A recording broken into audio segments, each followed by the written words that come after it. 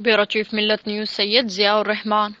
साले पट के नवाही गांव के मकीन मराठो बरादरी से ताल्लुक रखने वाले मर्द खवातीन माई सको, अली खान, दिलमराद, सैयद खान और दीगर ने इलाके के पुलिस और शंबानी बरादरी के बासर अफराद की मुबैना ज्यादती के खिलाफ सतखर प्रेस क्लब के सामने एहतजाज करते हुए बताया कि इलाके के सियासी असर रसूख रखने वाली शंबानी बरादरी के अफराद मशूक अली मुराद, हाजी नियाज अली बख्श ने हमारे ऊपर चोरी का झूठा केस दर्ज कराया है।